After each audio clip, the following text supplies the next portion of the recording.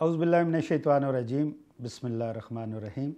चश्मे पठवार टीवी की तरफ से आपका मेज़बान मुबीन मिर्ज़ा हाज़िर खिदमत है। नाज़रीन, आज हम आपको एक ऐसी शख्सियत से मिलवाने जा रहे हैं जो कि ना सिर्फ़ हमारे इलाके गुजर खान बल्कि ख़ित्ता पठवार के लिए भी नहायत काबिल फ़ख्र शख्सियत हैं। गुजर खान के पहले तमगा इम्तियाज़, नहायत नामवर इल्मी और अदबी शख्सियत आज हमारे स्टूडियो में मौजूद हैं। मैं आपकी मुलाकात करवाने जा रहा हूँ प्रोफेसर सैयद नसीम तकी जाफ़री साहब से। प्रोफेसर साहब, खुश आमदीद हमारे प्रोग्राम में। बहुत शुक्रिया, बहुत मेहरबानी। सबसे पहले तो मैं चश्मे पोठोहार का ये जो टीवी चैनल है और इसका शुक्रिया अदा करता हूँ मलक शफ़क़त जमील साहब का, आपका, हसन काज़मी और जितनी भी आपकी टीम है। मैं समझता हूँ कि गुजर खान में एक ये बहुत खूबसूरत आगाज़ है और आप लोगों का ये बड़ा कंट्रीब्यूशन है कि आपने इस जदीद दौर में इस तरह का माहौल इस गुजर खान शहर में लोगों के लिए मुहैया किया है। प्रोफेसर, माशाल्लाह आप नहायत इल्मी अदबी हवाले से ना सिर्फ हमारे ख़ित्ते में बल्कि पूरे मुल्क में जाने पहचाने जाते हैं। तो हमारे नाज़रीन जानना चाहेंगे कि इतनी इल्मी और अदबी शख्सियत का बचपन कैसे गुज़रा। कुछ थोड़ा सा अपने बचपन के बारे में हमारे नाज़रीन तक कुछ अल्फाज पहुँचाएँगे। बचपन दरअसल जिस तरह हमारा फितरी एक निज़ाम है, बिल्कुल आम लोगों की तरह मेरा बचपन गुज़रा है। लेकिन मेरा एक प्लस पॉइंट इस एतबार से है कि मेरे वालिद गिरामी क्योंकि टीचर थे और शुरू से मुझे अपने घर का जो माहौल मिला वो बड़ा इल्मी अदबी, और मेरे वालिदैन की ये कोशिश थी कि मैं इल्म अदब की तरफ मेरा जो है वो रुझान हो। और मुझे याद है कि बचपन से मुझे मेरे वालिद मुझे जब पढ़ाते थे और बड़ी किताबें, अच्छी अच्छी किताबें तलाश करके लाना और मुझे पढ़ाना। और एक ख़ास बात मुझे वो नहीं भूलती और मुझे बड़ी अच्छी लगती है कि मेरे वालिद साहब ने मुझे बचपन से ही अल्लामा इकबाल की वो जो छोटी छोटी नज़में थी बच्चों के लिए, और वो मुझे पढ़ाते थे। और मैं जब वो पढ़ता था तो मुझे आगाज़ से ही ये मेरे अंदर एक अदब का ज़ौक़ और ख़ास तौर पे ये ज़ुबान व कलाम से, अदब से और शायरी से मुझे शग़फ़ हो गया। तो मैं बचपन जिस तरह आम बच्चों का होता है उसी तरह, लेकिन एक बात मुझे फिर वो मुझे याद आती है जो बाकी लोगों से ज़रा मुख्तलिफ थी, बल्कि मेरे बहन भाइयों से ज़रा मुख्तलिफ थी, कि मेरे वालिद गिरामी जो बाकी तमाम बहन भाइयों को बड़ी तलकीन करते थे पढ़ने की, पढ़ाने की, तो वो इतनी ज़्यादा तवज्जो नहीं देते थे।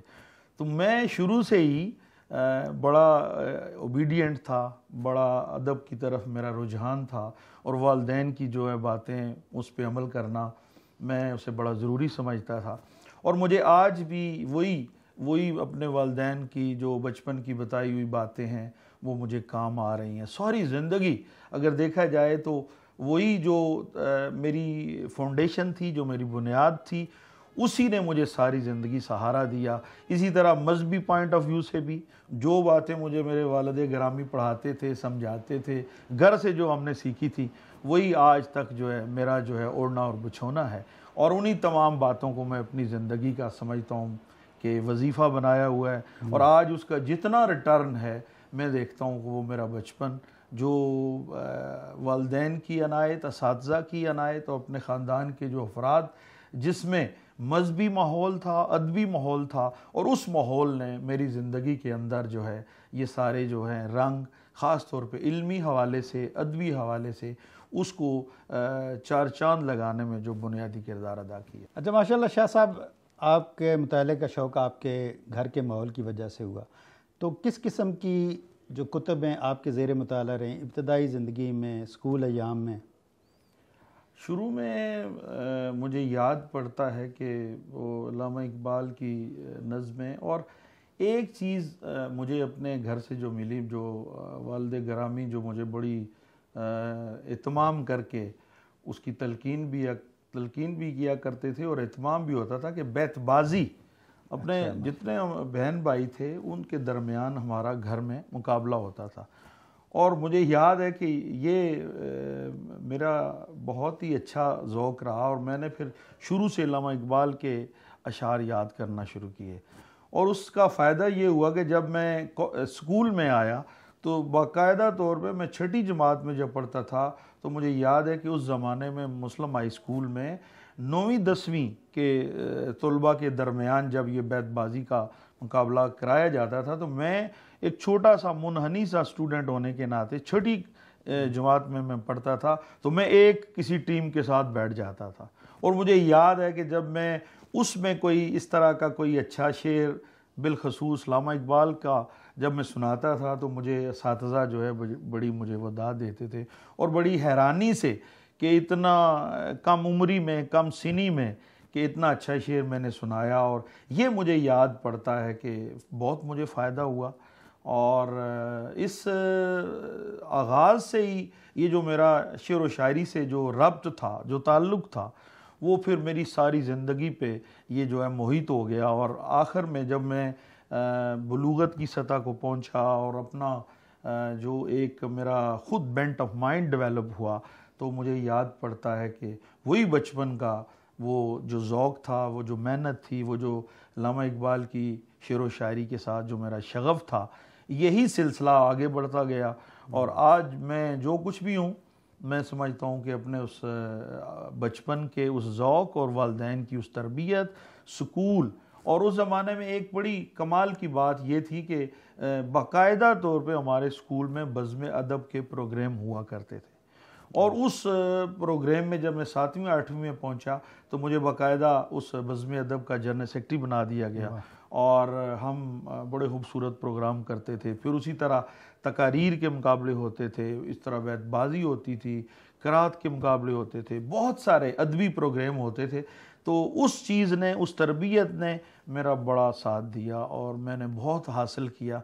और आज भी मैं मेरी 58 ईयर एज होने के बावजूद भी मैं समझता हूँ कि मैं एक तालिबे इल्म ही हूँ और एक स्टूडेंट हूँ और उसी नीयत के साथ, उसी जज्बे के साथ मैं आज भी किताबें पढ़ता हूँ। और मैं अब तो ये कहता हूँ कि मैं अल्लामा इकबाल और मिर्ज़ा गालिब की किताबें और उनकी शायरी का मुतालिया नहीं करता बल्कि मैं तिलावत करता हूँ। इतनी मेरी अकीदत है और इतना मेरा ज़ौक़ है, इतनी आजिज़ी है। और इसी आजिज़ी के सबब मैंने आज तक अपने आप को, हालांकि 40 साल का अरसा जो है मैंने दरस व तदरीस में गुजारा है और बतौर प्रोफेसर ज़िंदगी गुजारी है, लेकिन मेरे अंदर यही एहसास है कि मैं आज भी वही बचपन के अय्याम, वही बचपन का ज़ौक़ और वही बचपन के अदबी प्रोग्राम, वो घर का माहौल और फिर स्कूल का माहौल, आज वो माहौल जो है मेरे लिए बड़ा ममिद व मुआवन है। और उसी पे मैं अगर जितना फ़ख्र भी करूं और मेरे लिए बहुत वो एज़ाज़ की बात भी है, सरमाया भी है और ख़ुशी की बात भी है। माशाल्लाह शाह साहब, शायरी सुनाते सुनाते सुनाते फिर आप ख़ुद शायर बन गए। तो ये शायरी की तरफ जो आपका आना हुआ, ये कुछ हमारे नाजरीन तक पहुँचाएँगे कि ये सफ़र कैसे शुरू हुआ और कैसे परवान चढ़ा? असल में जैसे मैं अभी ज़िक्र कर रहा था बचपन का, स्कूल का, घर के माहौल का, तो जब मैं कॉलेज में पहुंचा ना, सरवर शहीद निशान हैदर गवर्नमेंट कॉलेज में, तो वहाँ मुझे एक उस्ताद थे मेरे अंग्रेज़ी के, प्रोफेसर अल्ताफ़ कुरैशी साहब। वो बड़े टैलेंटेड थे, बड़े दानिश्वर थे, बड़े फ़लसफ़ी टाइप प्रोफेसर थे। जब मैंने उनकी सोबत इख्तियार की, जब उनके हमने लेक्चर्स सुने, तो रफ्ता रफ्ता मेरे अंदर वो जो बचपन का जो ज़ौक़ था वो उबल के सामने आ गया। तो फिर मैंने उस ज़माने में अगर देखा जाए तो फिर शायरी का आगाज़ कर दिया। हालांकि शुरू में मुझे याद पड़ता है कि कॉलेज के ज़माने में जब हम शायरी करते थे वो इसी तरह बेमानी सी और बिल्कुल वज़न से और रदीफ़ व काफ़िया में तो होती थी लेकिन वज़न से आरी होती थी, बेनियाज होती थी। लेकिन ये चीज़ जो है फिर जब मुझे अल्ताफ़ कुरैशी साहब कि मैं बहुत जब क्लोज़ हुआ, उन्होंने ये मुझे गाइड किया कि आप किताबें पढ़ा करो, शुरा के जो मजमूआ है कलाम है वो पढ़ा करो। जब मैंने वो मुतालिया शुरू किया तो रफ्ता रफ्ता आहिस्ता आहिस्ता मुझे फिर जो शायरी के असरार और रमूज़ हैं, जो कवायद व ज़वाबत हैं, ये जो रदीफ़ काफ़िया है और बिलखसूस जो रिदम है, इसका एहसास आहिस्ता आहिस्ता मेरे अंदर पैदा हो गया, जागता चला गया, बेदार होता चला गया और फिर मैंने बाज़ाब्ता शायरी का आगाज़ किया। तो मेरी बड़ी खुशनसीबी कि उस ज़माने में गुजर खान में ख्वाजा याकूब शाकर जो प्रोफेसर अहमद रफ़ीक अख्तर साहब के चचा थे, उनसे एक तकरीब में मेरी मुलाकात हो गई। मैंने उनको जब उन्होंने एक अपनी नज़्म सुनाई इकबाल के हवाले से, तो मैंने देखा और मैंने अपने तहीं ये अंदाज़ा लगाया और फ़ैसला किया कि ये वो शख्स है कि जिससे मुझे शायरी के हवाले से इस्लाह लेनी चाहिए। और बाकायदा फिर मैंने जो है शागिर्दी इख्तियार की ख्वाजा याकूब शाकर साहब की। वो बड़े नफीस इंसान थे। जब मैं उनके करीब हुआ तो ये शायरी का जो वो आगाज़ था, जो शौक़ था, वो रफ्ता रफ्ता जो है वो मेरा जो है वो एक बेहतरीन जो सिलसिला था वो बनता चला गया। और फिर मैंने जब उन्होंने मेरी शायरी की इस्लाह की, उन्होंने गाइड किया, जब मैंने किताबों का मुतालिया किया तो फिर मुझे बाकायदा वो जो अल्लाह का करम था, जैसे कहा जाता है ना कि शायरी जो है ये ज़बरदस्ती नहीं होती मिर्ज़ा साहब, ये ज़ौक़ इंसान के अंदर होता है और इस ज़ौक़ को डिस्कवर किया जाता है।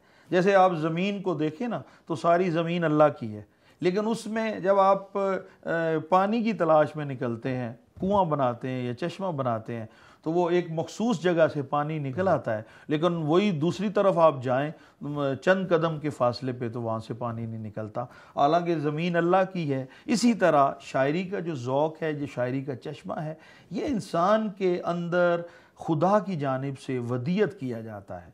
और जो शायर बनता नहीं है, शायर को शायरी जो है वो उस हम जो खूबी है उसको डिस्कवर करते हैं, उसको दरियाफ्त करते हैं। तो इस तरह फिर मुझे एहसास हुआ और मैंने फिर बाज़ाब्ता शायरी की।